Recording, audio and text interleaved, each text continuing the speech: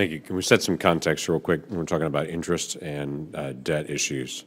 What do you anticipate the interest payments will be 10 years from now for the United States? Can I tell you just Go ahead. right now projected by CBO is going to be close to $800 billion. That's assuming that the interest rates stay what it's projected to be. Right, modest growth in interest almost rates. $800 billion. Dr. Walker, anything you want to mention? Sounds right, right. That's modest growth in interest rates, not returning to the levels of the 1990s, by the way, below that. It's the interest rate risk is arguably one of our highest risks. It's the fastest growing expense on a percentage basis, and we get nothing for it. Right. It's been one of the areas that I try to push a lot of people that I talk to say it is the creeping element in the budget that no one can pay attention to because you assume it's never going to get that high, but it is coming. And it actually squeezes out all discretionary spending just for interest, which we will do. So let me ask a question. How are other nations handling issues like debt limits? I don't know of any other nation that has a debt limit. There are nations that have what I advocated, which is a debt to GDP limit with automatic targets and triggers and enforcement mechanisms if you violate it. Right. Things have to happen. Right now, things don't happen. And so as a result, we've gone from $5.7 trillion in total debt subject to the debt ceiling limit to almost $20 trillion since 2000. And we still haven't done anything to deal with the structural driver of the fiscal imbalance. Yeah, relative to other developed economies, we have a very anachronistic, unusual approach to this. There's no other country that has anything that comes close to a debt limit or even shuts the government down over these issues. Right. So I asked the question of several other international leaders last year in the same question, and I was aware there's no debt limit out there anywhere else in the world, that we do it very different. But I asked a question of another international leader and said, what happens if you get to the end and then you tip over and you have a government shutdown? And he laughed. He said, we have a new election the next week because all of us are out. Parliament dissolves and everybody's out and done. This didn't work. And we're all gone. That's how we handle it, to be able to make sure that is actually that we actually take advantage of our responsibility. But of course they don't. So if you look at the debt to GDP of almost every developed economy in the world, it's higher than the United States at this point in time. Right. I was going to say, I mean, it's hard to think of a country we should use as a model. So I really don't think that having a debt ceiling or not is really. So the question is the combination of several things here. Yeah. I have proposed several areas to be able to address, to be able to get on top of this. Several members of this committee have as well. One is we've got to avoid the constant fear of a government shutdown. That doesn't help us. That does hurt our economy every single time. We have to have a way to be able to solve that. But we also have to be able to bring fiscal responsibility. I have a bill called the Government Shutdown Prevention Act, which puts the consequences on Congress and the executive branch, holds harmless every other agency, but puts the pressure where the pressure should be for us to get to appropriations. And so we can finally get to doing appropriation bills and to be able to move on. I have noticed in the short time that I've been here that Congress only acts when it has a deadline.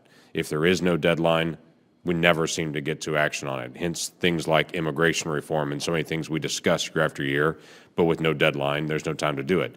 That's why a debt ceiling suddenly creates this false deadline.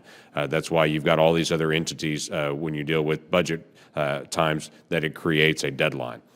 So it is important, I think, that we actually accomplish something with that to be able to move, to not have a shutdown, to be able to keep maintaining where we are, but to be able to solve some of the issues. When I ask about the issue about a debt ceiling, I believe Congress will always expand the debt ceiling. We will find a way every time to do it for fear of default and what that means internationally to international economies.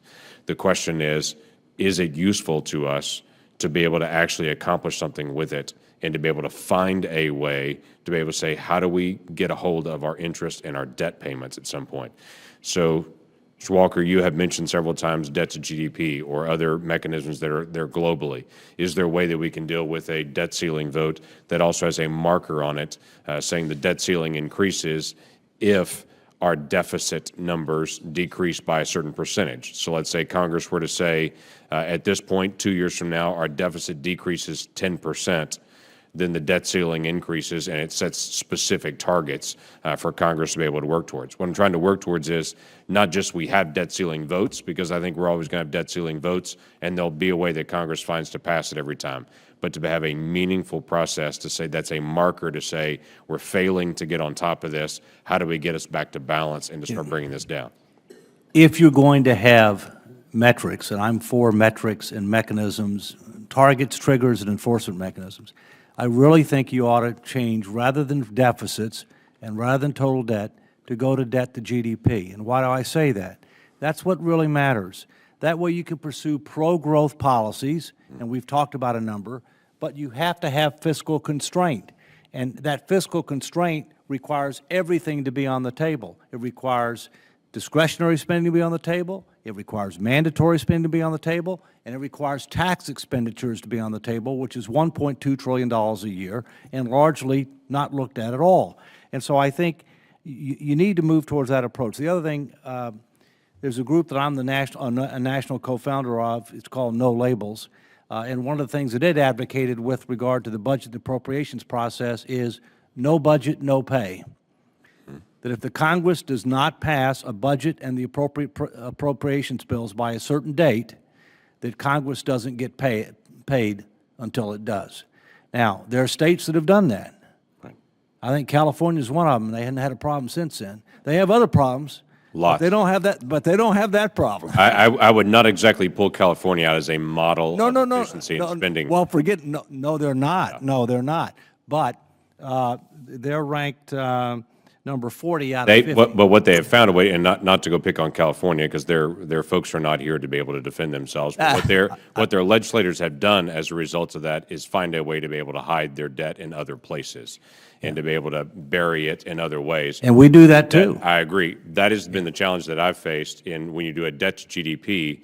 Every time you do debt to GDP, there's some way to be able to fudge the numbers and to be able to fudge exactly which GDP number that is and how you figure it and what you do. I'm trying to find a way that you can't fudge the numbers. So when I look at specific targets, I understand economic growth has got to be a major priority. But if you look at percentage reduction of the deficit, that assumes you're going to have to find a way to have economic activity and growth. You're going to have to control spending. You're going to have to find a way to be able to do that, whether it be revenue or whether it be cutting. You've got to find a way to be able to do that. But that is a clean number that if you set a date, you can't fudge it. And in this town, everyone fudges the numbers. I'm trying to find a clean way to say, let's do a number, no one can hide. It may have to be a transition. Yeah, you may have to do something like that. Can I add something about fudging? You're so right. I mean, like, debt to GDP limit hasn't worked for Europe very well. I mean, Greece. Yeah. Yes, they don't enforce it, but it's ultimately it boils down to this implementation, right? And how do you tie the hands of Congress? And that's a 20 trillion going on 30, going on $40 trillion question is how do you tie the hands of Congress? And that's really hard. It's really hard. And I just wanted to say something about tax expenditure. I don't entirely disagree with you, but we have to be very careful. Not those $1.2 trillion should be on the table because some of those tax expenditures are meant to mitigate the double taxation that exists in the tax code. And so I think we have to be careful on not looking at them all as a potential source of revenue unless we fundamentally reform our tax code and adopt a flat tax and get rid of all double taxation of saving and investment. I'm over time, but let me make one quick comment. Where we are right now in budgeting, I'm not sure it's how do you tie the hands of Congress. It's how do you untie the hands of Congress, because most everything is on autopilot around here. And if you get to the end of a budget year, you do a continuing resolution, even discretionary spending ends up being on autopilot. So this is a matter of giving Congress a deadline when they have to act and do something and can't just sit back and say status quo will work, and status quo is driving us over the cliff. I have a suggestion for it if you want to hear it. Do you have time? No? Okay. So ability to pay rules in every piece of legislation that adds to projected budget deficit. So ability to pay is equal to projected tax revenues plus borrowing authority must cover the deficits the CBO expects over the 10-year budget horizon. So, and that would be for every piece of legislation that would add to future budget deficits. So every time you vote for a piece of legislation that will add to deficits, you have to also vote for the borrowing authority to achieve that. How's that different than the pay-go rules that already exist that are waived by Congress routinely? Well,